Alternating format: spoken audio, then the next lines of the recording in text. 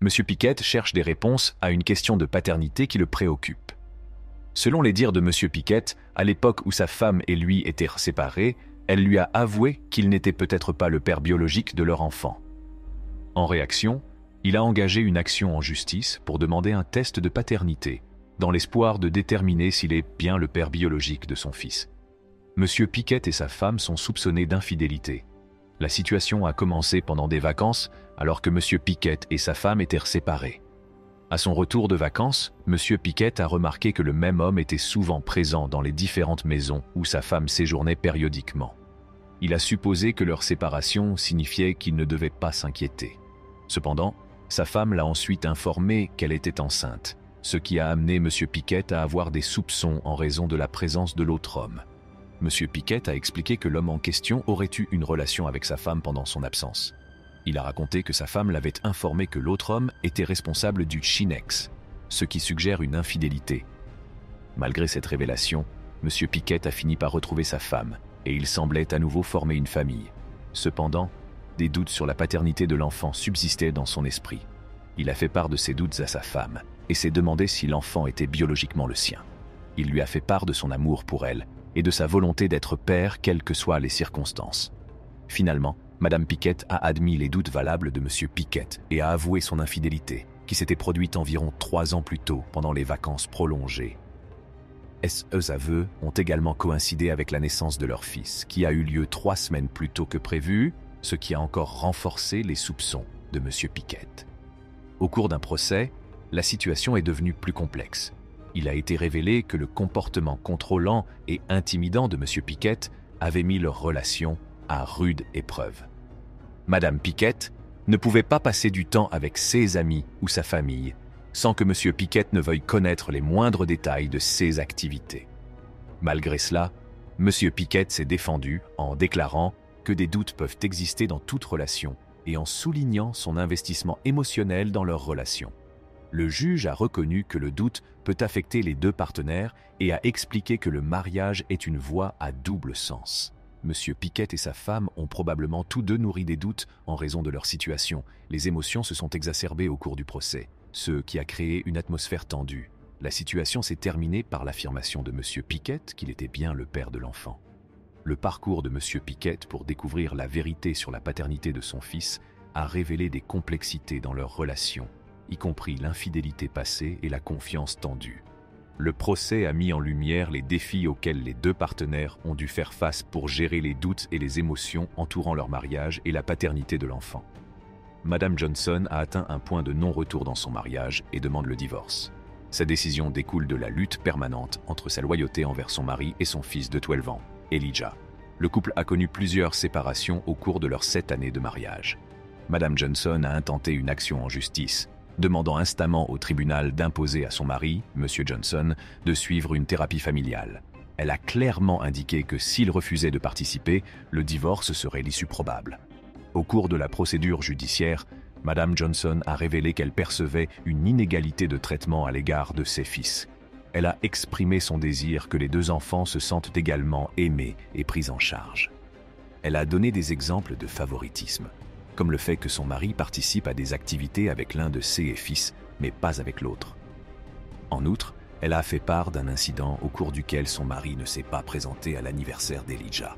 M. Johnson s'est toutefois défendu en soulignant ses efforts pour discipliner leur fils et ses frustrations face au comportement d'Elijah. Il a fait valoir qu'il se heurtait à une résistance et à un manque de respect, ce qui entraînait des conflits au sein du foyer. Il a insisté sur le fait qu'il essayait d'enseigner à Elijah la responsabilité et le respect par le biais des tâches ménagères et de la propreté. Pour éclairer le point de vue d'Elijah, Madame Johnson a présenté une lettre écrite par son fils, dans laquelle il exprime sa forte aversion pour M. Johnson et son désir de les voir se séparer. La lettre d'Elijah fait état d'une relation tendue avec son beau-père et de son espoir d'un environnement plus heureux sans lui. C'est terminé par l'affirmation de M. Piquet qu'il était bien le père de l'enfant. Le parcours de M. Piquet pour découvrir la vérité sur la paternité de son fils a révélé des complexités dans leur relation, y compris l'infidélité passée et la confiance tendue. Le procès a mis en lumière les défis auxquels les 2 partenaires ont dû faire face pour gérer les doutes et les émotions entourant leur mariage et la paternité de l'enfant.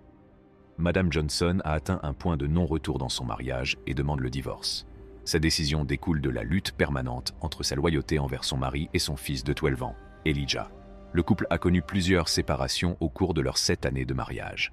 Madame Johnson a intenté une action en justice, demandant instamment au tribunal d'imposer à son mari, Monsieur Johnson, de suivre une thérapie familiale. Elle a clairement indiqué que s'il refusait de participer, le divorce serait l'issue probable. Au cours de la procédure judiciaire, Madame Johnson a révélé qu'elle percevait une inégalité de traitement à l'égard de ses fils. Elle a exprimé son désir que les 2 enfants se sentent également aimés et pris en charge. Elle a donné des exemples de favoritisme, comme le fait que son mari participe à des activités avec l'un de ses fils, mais pas avec l'autre. En outre, elle a fait part d'un incident au cours duquel son mari ne s'est pas présenté à l'anniversaire d'Elijah. Monsieur Johnson s'est toutefois défendu en soulignant ses efforts pour discipliner leur fils et ses frustrations face au comportement d'Elijah. Il a fait valoir qu'il se heurtait à une résistance et à un manque de respect, ce qui entraînait des conflits au sein du foyer. Il a insisté sur le fait qu'il essayait d'enseigner à Elijah la responsabilité et le respect par le biais des tâches ménagères et de la propreté. Pour éclairer le point de vue d'Elijah, Madame Johnson a présenté une lettre écrite par son fils, dans laquelle il exprime sa forte aversion pour Monsieur Johnson et son désir de les voir se séparer.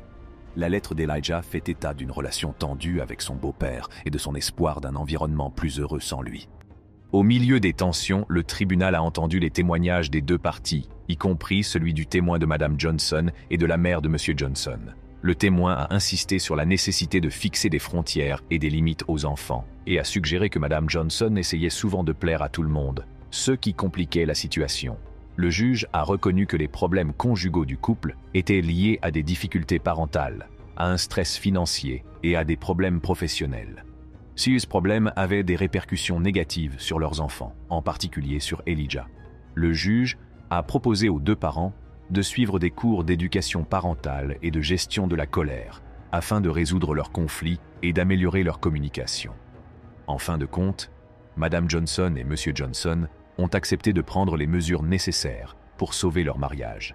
Ils ont accepté de suivre des cours de gestion de la colère et d'éducation parentale, montrant ainsi leur volonté de résoudre leurs problèmes et de créer une dynamique familiale plus saine.